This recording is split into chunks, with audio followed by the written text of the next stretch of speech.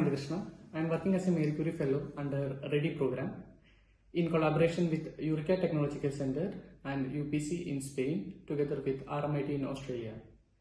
Here we are trying to achieve high performance aluminium alloy powders via centrifugal atomization. The purpose of these powders is to be used in metal additive manufacturing process by varying the elemental compositions and the process parameters both in production and manufacturing process. We try to get a correlation in such a way that we can use the recycled feedstock for producing aluminium alloy powders.